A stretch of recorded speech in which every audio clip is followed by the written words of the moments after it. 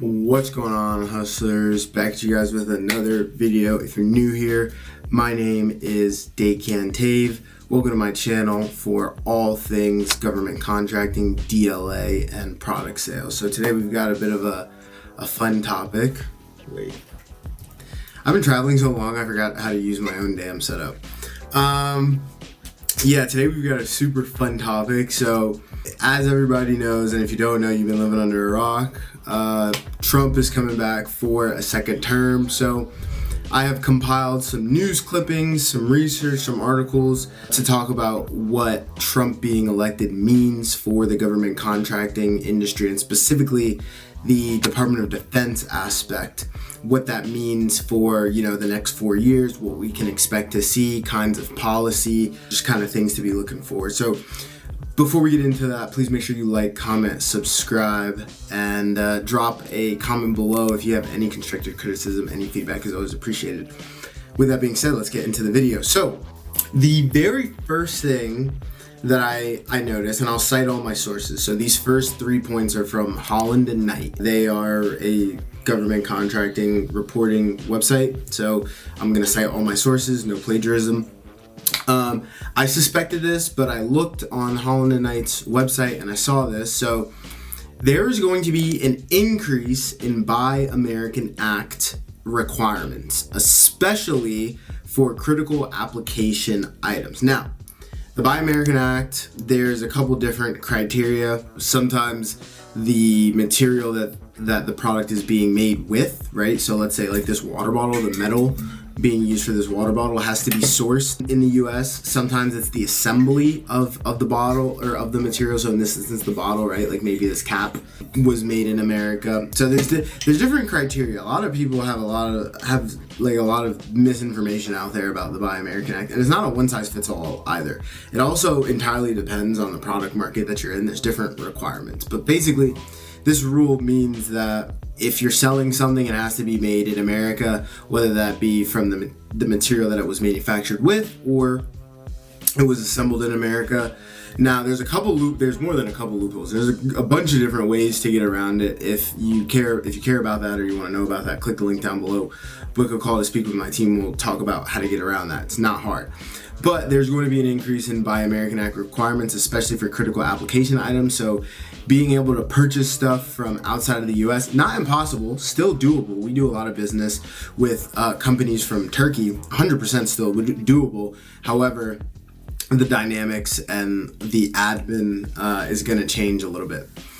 Tip number 2 or observation number 2 that I noticed was there is going to be a possible prohibition of outsourcing jobs for government contractors. Now, this is only a platform stance. This is not like something that we know is going to happen for sure. Granted, all of this stuff is pretty much speculative. All we can do is wait and see what he's going to do. But this was something that he clarified during a debate or a rally or something like that. It's a platform stance. He talked about how he wants to basically limit the amount of government contractors, specifically at the federal level, that are outsourcing their jobs, right? Or their employees. So if you have a VA and the VA is in another part of the country and then you're listing that on your business expenses and they're W-2'd or something, I am not entirely sure with how that works. If you are a federal contractor and then you list some of your employees as being in a different country, especially if they're not on the approved source list. But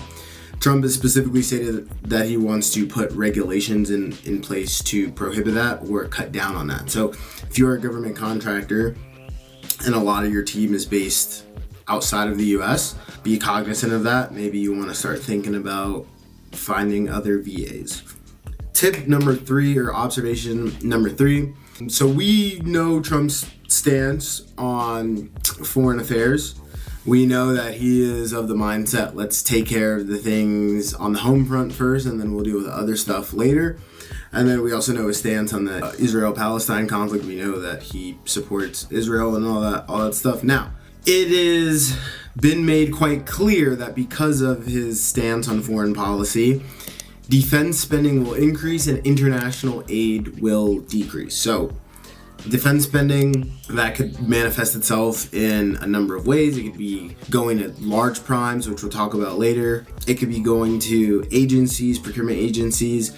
It can manifest itself in a bunch of different ways, but basically we know that more money is going to be spent in the defense sector. Now, I don't want you guys to think that this is going untapped and unchecked. There's actually something quite interesting, which I'm going to talk about a little bit later. But number 4, so Trump has tapped Steven Feinberg as the Deputy Secretary of Defense. So according to defense analysts at Capital Alpha Partners, this is kind of signaling a shift. And when I say a shift, we mean a shift from like big expensive platforms such as like the F-35 or nuclear submarines, or I mean, I guess you could say the M1 Abram, but I don't know how expensive the M1 Abram is compared to those two examples that I just gave. But basically, it's a shift from purchasing like huge ass platforms, I think big ass planes, to purchasing hundreds of autonomous weapons. Now, expect there to be a bit of tension because we know that defense spending is going to go up. However, Trump has also tapped Elon Musk to head a Department of Government Efficiency, DOGE. Isn't that quite funny? DOGE, DOGE. So there is expected to be some tension between the defense hawks and then the spending hawks. So we are in a very unique situation here because Trump clearly wants to prioritize national security, take care of things on the home front. He wants to restock, our own internal supply. However, he wants to cut down on wasteful spending. And I am not going to sit up here and be a hypocrite. I've made plenty of videos about how the government spends money on a lot of crap. Like we spend money on random stuff, especially the Department of Defense. It's mostly the Department of Health, but it'll be interesting to see. Number 5. So if you are familiar with Trump's previous administration and like their stance on antitrust laws, especially in this industry, they're pretty hands-off. Trump's administration they didn't really have any qualms with large companies acquiring other companies. I have to fact check this. Somebody fact check this for me in the comments below. But I believe there was an acquisition. Lockheed Martin purchased Sikorsky.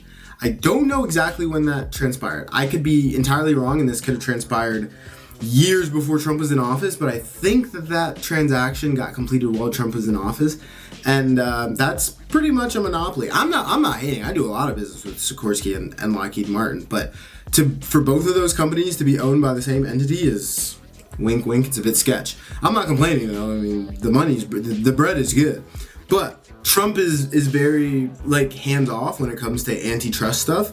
So this could mean that we will see more mergers and acquisitions than in the previous administration because the Biden administration was not with that. Now, what does this mean for us, mergers and acquisitions? A lot of people hear this and like, oh, the big guy's getting all the money, yada, yada, yada. That's not necessarily what that means. If there are more primes getting larger contracts, they can't do all the work themselves, so that means more opportunities to subcontract. Shout out my boy, I'm not gonna name drop him, but shout out my boy working at Two Lines Aerospace. Bro's killing it with Lockheed Martin. He's sliding, but you got a Tesla and a motorcycle just from like working the Lockheed Martin account. And he doesn't even work full time, bro. He's in med school, like it's nuts.